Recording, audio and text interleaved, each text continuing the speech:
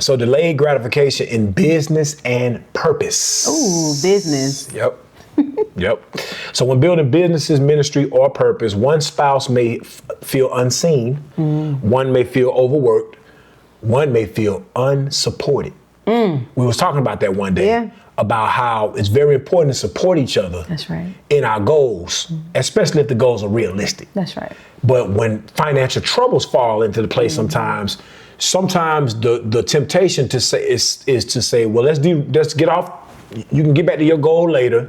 Just fall off your goal right now and just go do such and such, and then just don't worry about your goal. And that type of discouragement, think about a lot of people that have started businesses over the years and became successful. If they had listened to the naysayers, if they had even listened to their spouses at times, said, look, man, remember Job's wife said, curse God and die. Sometimes your spouse can be negative. You understand? That's not realistic. You ain't gonna be able to do it. Never tear a man down when he got a goal. Well, especially when his goal is, one, because he wants the freedom to teach God's word and to travel the world doing God's work.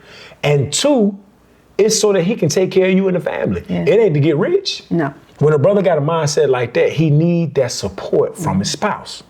Right or wrong? That's true. That's 100% facts, because it can literally break the relationship that you're building, because it's like, okay, where is your spouse going to get that support from? You know? So you got to be able to encourage each other and build each other up in that area. And especially to, you know, my sisters, it's important to sit down. And if things arise or you don't agree, sometimes it's not meant for us to really understand the vision right then, but later on, we'll see the fruits of it, you know? And even if something happens or what have you, you still be that supportive help, and you still do whatever you need to do. Like I said, you got to be a student. You have to be a student of your Lord, and you have to learn, you know? Hey, a brother said this to me the other day. Every woman has to learn how to be her husband's rib. That's right. You have to learn how to be the best rib for your Lord. That's right. So when you watch our show, don't try to mimic the way you may deal with me, because her Lord may be different. Right. You understand what I'm saying? But what you want to do is take principles from the scriptures and from the talking points to say, okay, well, this is how I can apply this to my husband's house. My husband's house is a little different. He don't like such and such. Your husband does. He don't eat such and such. Your husband does. This is what my husband likes. But brother told me that when he comes home, he likes to be able to decompress. So when he come home, he don't want to hear the kids running around and stuff like that. When he was younger in his marriage, that wasn't a problem. The kids run up to him and stuff like that. But now his kids are grown. They're all in their late teens or early 20s. So when he come home, it's usually quiet. Kids upstairs doing their thing, wife doing her thing. He said his wife greets him once he done had the time. She knows when he come home, I'm gonna have his food ready for him. All he gotta do is heat it up. And he used that time to check his telegram. He used that time to get his mind right. He used that time to study his scriptures. And then when he ready to go upstairs and you know, be with his wife, he go upstairs and he be with his wife. But that's where they are in their marriage. Right. Vice versa. When I come home, I may still like the loud and everybody rush me when I come through the door, and I may be on the phone and say, hold on, hey baby girl, you know, stuff like that. So that brother was telling me that that's how he do in his house. And I was like, man, that's some good stuff right there. He said, yeah, every woman has to learn how to be the rib to her Lord. That's right. You know, his rib, her Lord. That's not right. us. For us, it's us. But for another married couple, it's them. Hit your rib, and that's why it's a brand. It's a movement. You know what I'm saying? You learn how to deal with your Lord, sister. So, you know, that's how it goes. So delayed gratification in business, one spouse feels unseen, one spouse feels unsupported. I want to get Sirach 25 and 23 real quick. Sirach chapter 25, verse 23. It says, a wicked woman abateth the courage and maketh an heavy countenance and a wounded heart. A woman that will not comfort her husband in distress maketh weak hands and feeble knees. So that man needs that encouragement. Now watch this. Let me look this up. Let's look up distress. All right, let's look up distress. So distress is extreme anxiety, sorrow, or pain. The synonyms are anguish, suffering, pain, aching, affliction, discomfort, heartache, woe, sadness, unhappiness, despair, desolation, uneasiness, disquiet, so on and so forth. men have been taught, and I'm talking about this in another series that I'm working on. I ain't finished yet, but I'm working on it actively right now. Men have been taught to not express what they may be going through because it can be used against them later. So a lot of brothers have a wall up where we won't say how we feel because somebody used it against us later. Yeah. That's what we're in fear of. And we got enemies all over the world that's watching us, and they may say, oh, so that's his weakness. Okay, that's what I'm gonna go after first. So we gotta kind of be mindful of what we say to everybody in the world. Well, with that comes unprocessed emotions, trauma, things that we continue to hold in. So you know that your husband is fighting for y'all's lives, for everything. You may be working, but he may not be at the moment. Or he may be trying to build something from the ground up, and you know this. Right. To give him those discouraging words and to speak down on him and speak evil of him, that's not a woman of God. She shouldn't move like that. No. Now watch this. Let's go up to verse 22. Let's go above that for the flip side. A woman, if she maintain her husband, is full of anger, impudence, and much reproach. So maintaining your husband is not just financially. Yes, she go out there, she may work, and then you sit at the house, you ain't doing nothing. That ain't good, right? But this right here is talking about not only that, but also you always whining and complaining. Like there's a balance. You have to be able to open up and speak about certain things, and then certain things you may just talk to your counselor or another brother about. So you have to be, but when you express those things, it has to be bite-sized. It can't just be dump a whole load on your rib. You understand what I'm saying? So we understand that. But men also do need to release certain emotions and let their wife know where they're going and what their expectations are, what their goals are, so she can see the same thing and see what he's working towards and be willing to be patient. This goes into that delayed gratification. We may not get it right now. We working towards it. But at the end of the day, that's our goal. That's right. Right? What you about to say on that? No, I'm listening. Yeah. So endurance is required. Endurance is required in that. Purpose takes time. Vision takes suffering. Support takes humility. Yeah, it does. Damn. Support take humility. What you got? No, I was... I know you think about something. Come on. I was thinking about the scripture. Is it in 1 Corinthians where it talks about running the race? Oh, yeah. 2 Corinthians 9. Corinthians. So that's important because you spoke about endurance. 1 Corinthians 9. Sorry. Okay, 1 Corinthians 9. So you talk about endurance, right? And it's important that we understand that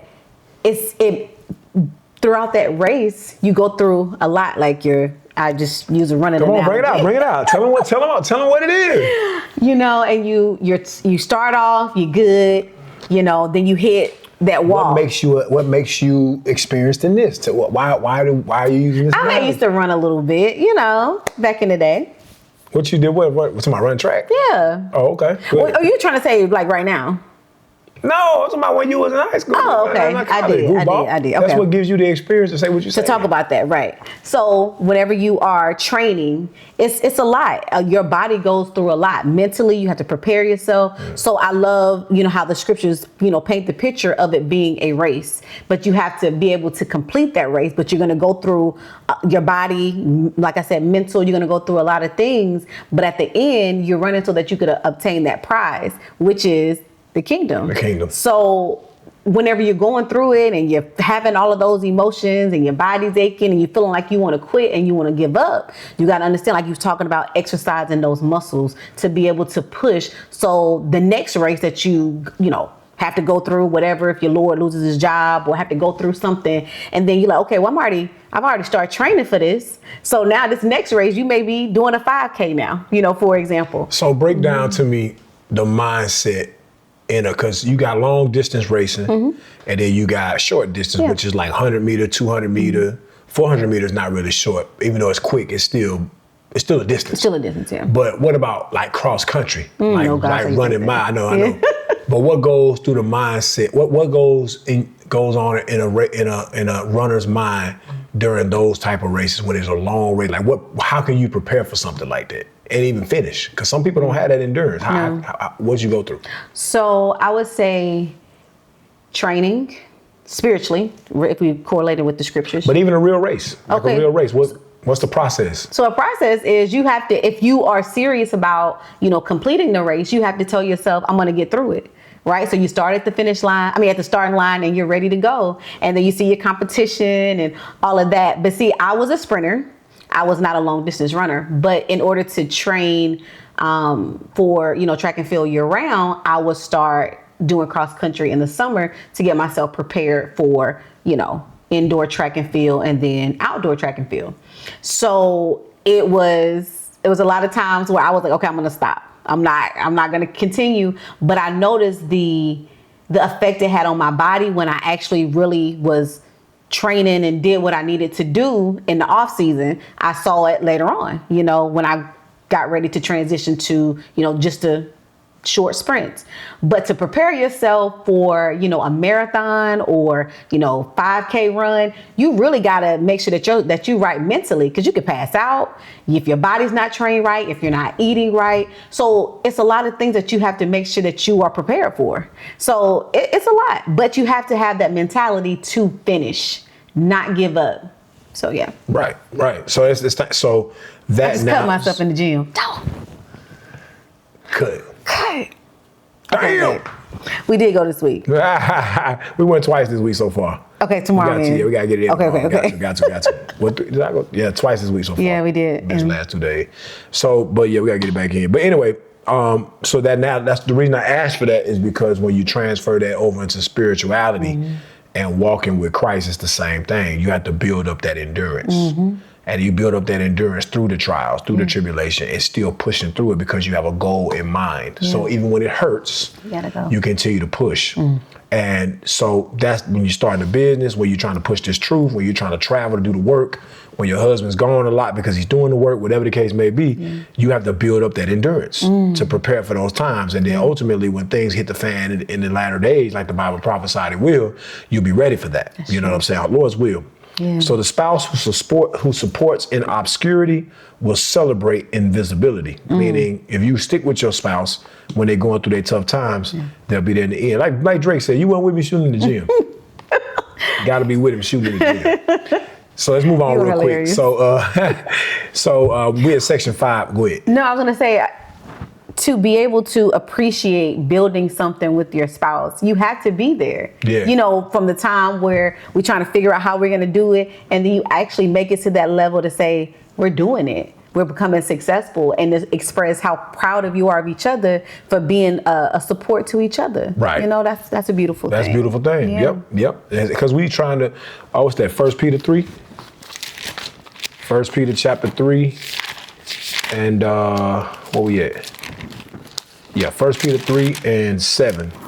It says, likewise, ye husbands, dwell with them according to knowledge, giving honor unto the wife as unto the weaker vessel, and as being heirs together of the grace of life. So we are heirs together, right? To inherit something. That's what an heir is. That your prayers be not hindered, right? Yeah.